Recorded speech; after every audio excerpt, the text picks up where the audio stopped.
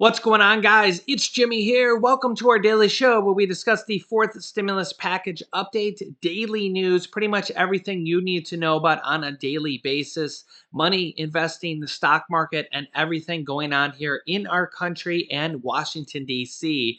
If you haven't subscribed yet, make sure to subscribe down below so you don't miss out on new updates. New videos come out here on our channel every day at 10 a.m., 3 p.m., and 8 p.m. Eastern Standard Time. And if you find these videos helpful, don't forget to hit the like button for us down below. We have major updates, major sets of news coming out here, particularly regarding possible travel bans and regarding this new virus variants. Several different things going on here. Check this out. Okay, number one, being reported here by multiple different major news outlets. This is from Bloomberg. The country of Greece is going to impose fines, monetary fines to people over the age of 60 who are not vaccinated for everybody in the country. Yeah, this is the first country that I know of to do this. And the question is, are we going to see more countries doing this? Is the United States going to do this here in the future? You can see this headline. Greece imposes a $114 monthly fine because it's $100 euro. So this equates to about $114 US on unvaccinated people over 60.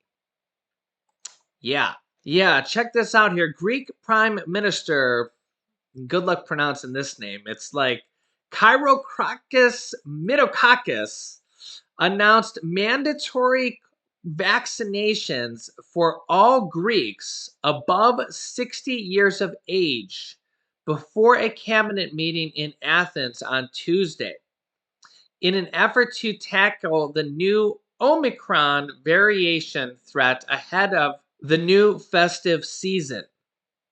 Yeah, those who refuse to get vaccinated will have to pay a monthly fine of 100 euros, which equates to about $114 US for each month that they don't get jabbed, starting on January 16th, according to the Prime Minister. The penalty will be imposed by the tax authorities directly to those who haven't been inoculated, and the funds collected will be given to the Greek hospitals fighting the pandemic. So yeah, those who refuse to get vaccinated in Greece will have to pay a monthly fine of 100 euros. This is currently for those above the age 60. Yeah, now this was just kind of discussed here yesterday. This is kind of crazy. Let me know your thoughts here. And as far as I know, this is the first country to do this. And what do you think is going to happen going forward? Where do you think we'll be 6 months or a year from now? In somewhat very related news, check this out. New court rulings here in the United States halt President Biden's vaccine mandates for federal contractors and health workers here in the US. Yeah, I said there was some major things going on here. A pair of rulings by separate federal judges Tuesday temporarily halted parts of Biden administration's mandatory virus vaccine policy for certain workers. Separate federal judges.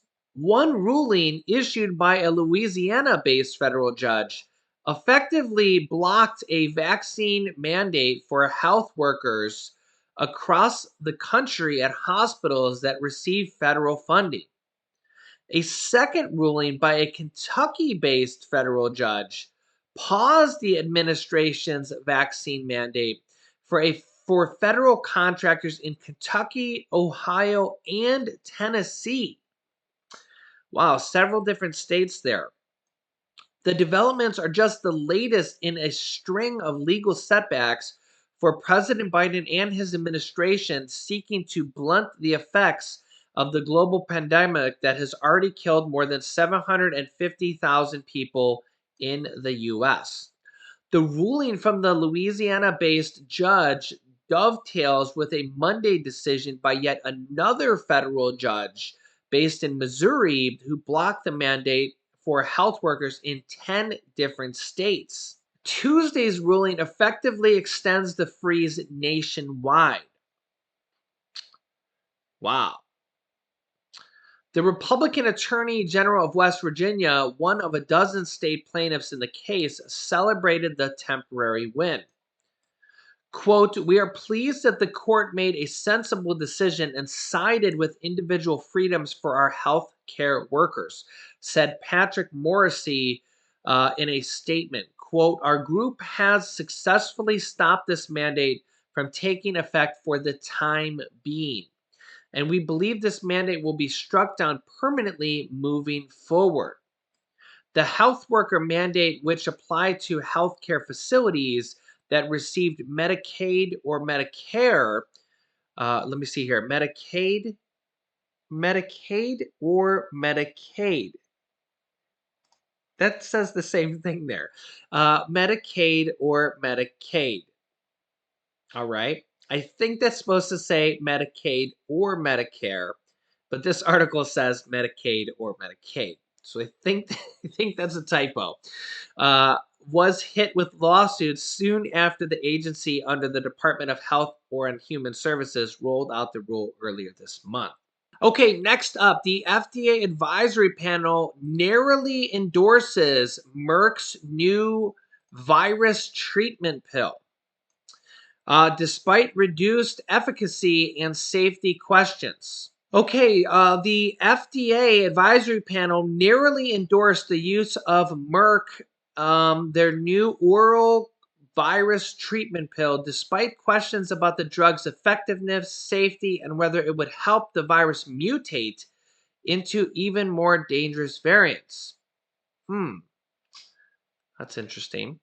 The FDA's Antimicrobial Drugs Advisory Committee voted 13 to 10 to recommend emergency authorization of molnupiravir, say that 10 times fast, an oral antiviral drug initially hailed as a potential game changer in the battle against this virus, since it can be taken at home instead of at a hospital like other treatments. It's designed to treat adults with mild to moderate symptoms of the virus who are at high risk of the disease once you already have it, once you've already tested positive. The 800 milligram pill is taken every 12 hours for 5 days after symptoms onset. The drug needs final authorization from the FDA and the CDC before it's available for the public on an emergency basis. The FDA doesn't have to take the panel's advice, but it often does. Okay, next up, the US may tighten travel rules even further to fight this new virus variant, Omicron, the head of the CDC says. Like I said, buckle up. Things are getting interesting. There's a lot of news coming out, and who knows what we're in for next. The Center for Disease Controls and Prevention is considering tightening travel recommendations and rules as health officials try to slow this new virus variant's entry into the US.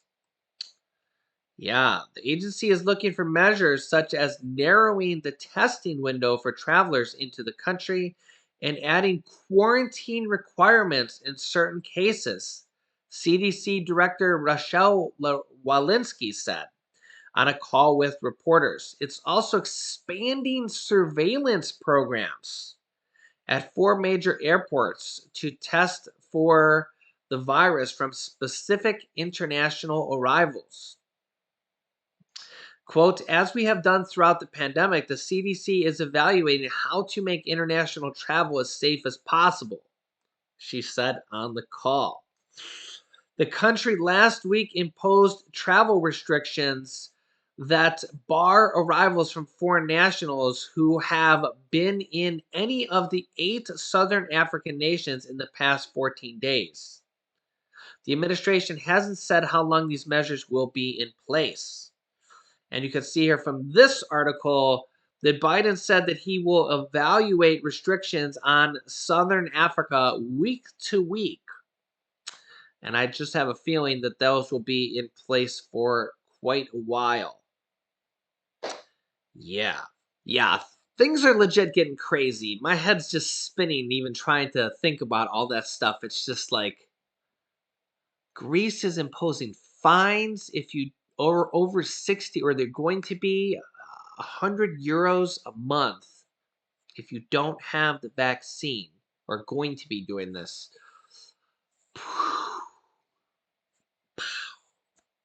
Yeah, we're starting to hit a different stage of things here going forward. Can you imagine if that comes to the U.S.? That's now a different thing if that were to happen. Um, yeah, let me know your thoughts in the comments. It's very, very different here. Very, very different. Yeah, just even trying to think through that would be so much on a different level. It's mind blowing to even think through that. Um, yeah. Okay, so and meanwhile, the United States just has so much going on here as well.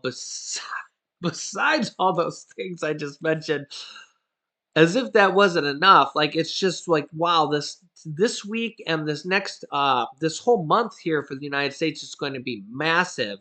We have a government shutdown going to happen here in by Friday if they don't come to an agreement here. The Democrats and the Republicans. We have a debt limit. The country is going to default, literally run out of money by December 15th. The Democrats are trying to pass their next stimulus package, which they call the most important, the Build Back Better Act, that they're trying to pass this month as well. Of course, we have Joe Manchin and Kirsten Sinema. We haven't heard much out of Kirsten Sinema at all. But they're diving in there right now, trying to say, hey, what about this? What about that? And Bernie Sanders, they're all getting to work here this week. And they're kind of going through, what they're going to change here. And we're going to be finding out here what they want to tell us at least. And we'll have to see what that is. They're working on the SALT tax deductions apparently this week, and some energy changes here this week, clean energy tax deductions, and things like that. We're gonna have to see here. And the other thing that is getting interesting here is the National Defense Authorization. A lot of people are getting worried that the Democrats and the Republicans aren't going to be able to come to an agreement to fund the military. Yeah, a lot of people are really worried that because just 48 hours ago they voted in the Senate and the bill didn't pass. All the Republicans except for one voted against it. Normally Republicans are for, they're all normally gung ho for funding the military. So are Democrats. Normally this is an easy thing to vote for. I'll show you just a quick excerpt of what Senate Majority Leader Chuck Schumer had to say about what went down here. Check this out about them trying to fund the military, which they have to do this month as well, or else the military won't be funded. More and more people are growing concerned about this as well, as if there wasn't enough to be concerned about. Okay, we ready? Okay, first, before I begin, a good number of you from the press corps sent words of condolence about my wonderful father who passed away last week, and I thank you all for that, so appreciate it very much. Now, I'm proud to be joined, of course, by Senators Durbin, Murray, and Stabenow. We know that December is upon us. We know we have a lot of work to do, and we will get the job done. Yesterday, the Senate had the opportunity to make progress on one item on our to-do list, the NDAA. Unfortunately, Senate Republicans, after blocking votes on 19 amendments that were agreed to by the chair and ranking member, blocked the Senate. Now, let me give you some a little bit of detail here, because I find that sometimes that's left out. Oh, the bill was defeated, they're all fighting. Listen to this, okay? How bipartisan this was. Okay, it was brought first, Inhofe and Reid worked together, completely together in committee. There were, I got to get the number here, hold on. There were, well, I think it was 243 amendments, many of which were bipartisan, that were agreed to. They've been working together in that regard. 321 amendments, 143 bipartisan. The bill came out of committee 23-3. Then, in preparation for debate on the floor, the managers worked on a substitute amendment which had at least 50 amendments, 27 of them from Republicans. Senator Inhofe, the ranking member, worked with Democrats. It was a Reid-Inhofe agreement. It wasn't a Democratic agreement. It was a Reid-Inhofe agreement. On top of all that, they also reached a bipartisan agreement to hold 19 amendments here on the floor before Republicans blocked it. Now, here's the point that I hope you will tell American people about. We offered more amendments than all of the amendments that the Republican majority offered together in 2017, 2018, 2019, and 2020. Okay? There were 2 amendments in 2017 when McConnell was leader, 5 in 2018 when he was leader, 3 in 2019 when he was leader, and 7 in 2020. So the number of amendments offered exceeded all the amendments offered during the 4 years when McConnell was leader. So the idea that this wasn't fair, that this was not giving due course to Republican concerns, is absolutely wrong. Absolutely wrong. Republicans blocking such an accommodating and common-sense path forward used to be unimaginable. It wouldn't have happened under any other Republican leader. But it's another example of dysfunction. That's a 17-minute speech, and I'm not gonna go into a big long thing here where he blames Republicans, and I try to keep this a neutral um telecast, right? But a lot of people are growing concerned that Republicans and Democrats are not going to be able to fund the military as well. I think I honestly think that the hardest thing they're going to have to get done is the debt limit. I think the debt limit is going to be the hardest one to get done. I think the government shutdown can possibly get done. And but like I said, and then they have the NDAA, National Defense Authorization, to fund the government or fund the military, sorry.